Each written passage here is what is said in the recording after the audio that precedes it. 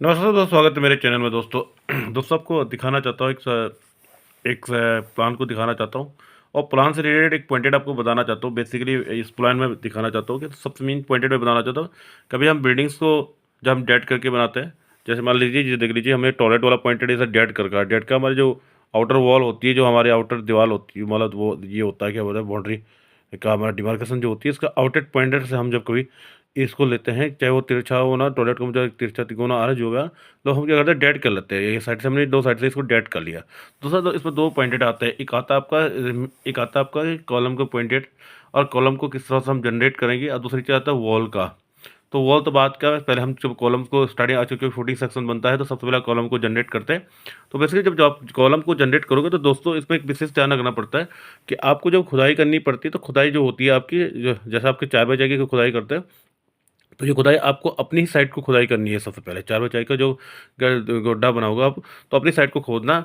Basically इसमें एक विशेष ध्यान रखना होता है, जब आप इसके कॉलम्स के एल मोड़ते हो, तो एल जब मोड़ोगे तो आपको बेसिकली क्या है, पहले तो जब देखा होगा आपने कि कॉलम्स के एल मुड़े तो चारों साइड से आपको एल मुड़े हुए दिखता है। तो ये एल आपको क्या करना है कि साइड साइड में और अपनी साइड को करना है, वो एल को साइड को नहीं करना है, जिससे आपको कंडीशन क्या होगी, बाद में कॉलम खड़े करने में दिक्कत हो जाएगी। जब आपका लोहार होगा, जो सरिया बंधाई वाला होगा, उससे आपने बात करनी है कि आपने क्या करना है, इस एल को लेफ्ट एंड राइट साइड को और फ्रंट में लेना है, ना कि आपको उस साइड को लेना है, क्लाइंट दूसरे वाले प्लॉट के साइड को, उसके एल नहीं मोड़ना है। इसको 1 फीट एल जो मुड़ के जाएगा तो उसकी साइड में जाएगा, तो बहुत कंडीशन बाद में कभी वो भी अगर अपना अपना कंस्ट्रक्शन वर्क करेगा तो उसमें आपको कंडीशन दिक्कत हो जाएगी, आपके कॉलम्स को छीलने की कंडीशन में रहेगा। तो इसलिए कोशिश ये करना है कि अपनी साइड को रहे, और अपने ही साइड को हमने मार्जिन लेते हुए उसमें से फिलअप भी उसी तरह से करना है, जिस तरह हमारा अपना अपने अपने प्लॉट की साइड में फिलअप हो।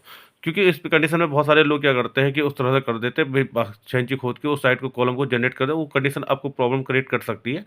तो ये मैटर आपका बहुत इंपॉर्टेंट रोल रखता है। और दूसरी बात क्या करते हैं कि जब आप मसाला उसमें जब उसको आरसीसी उसमें स्टार्ट करते हैं, आरसीसी वर्क करना शुरू करते हैं, आपका जो कंक्रीट भरा जाता है, तो उसमें आपको वाइब्रेट के साथ साथ कॉलम को हल्का मतलब 2-3 इंची अपनी साइड को खींच के उसमें उसकी साइड को कोनों से पीछे से राइट से उसको पूरा मसाला आना चाहिए। क्योंकि हमारे कॉलम्स गंजा टाइप के, मतलब बिल्कुल बिना बिना कंक्रीट के न रहे, उसकी स्ट्रेंथ कम हो जाएगी। इसलिए बेसिस के लिए ध्यान रखना पड़ता है।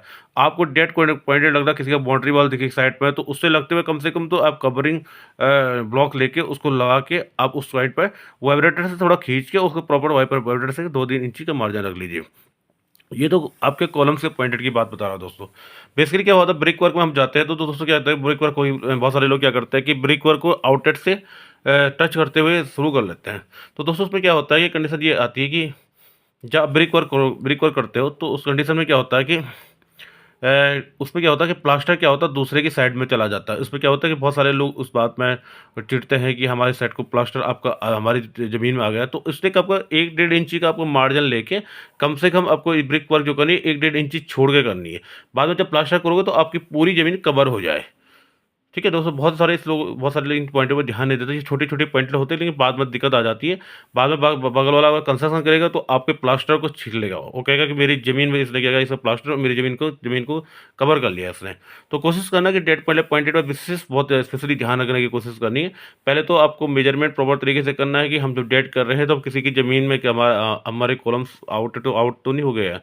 तो ये कंडीशन बहुत इंपॉर्टेंट चीज़ होती है। छोटी पॉइंटेड है, लेकिन विशेष बिल्डिंग से रिलेटेड पॉइंटेड की बहुत इंपॉर्टेंट वाली बात है ये।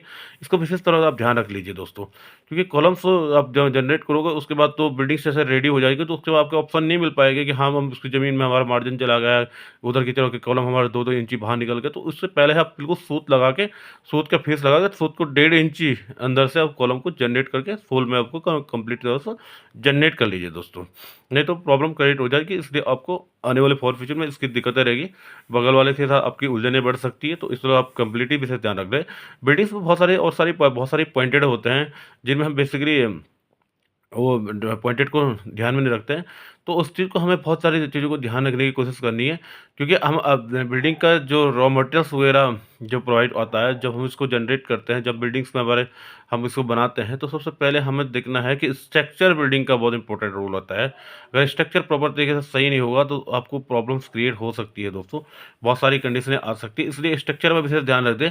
फिनिशिंग आइटम का एक बात के लिए आप चेंजेस कर सकते हो, टाइल्स चेंज कर सकते हो, आपको प्लास्टर झटके द्वारा चेंज होता है। लेकिन आपके जो अंदर से कॉलम्स हो गया, स्लैब हो गई, ये सारी चीज़ें आपकी दोबारा नहीं बन पाएगी, क्योंकि इसमें थोड़ा-सा माइनर भी अगर कमी आ जाएगी तो वो प्रॉब्लम्स क्रिएट होगी।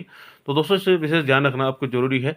छोटे-छोटे पॉइंटर आपको बताता रहूँगा, जो नॉलेजेबल चीज़ें होंगी, आम आदमी की पॉइंटेड वाली बात रहेगी, तो इस पे विशेष ध्यान रख लीजिए दोस्तों। धन्यवाद दोस्तों।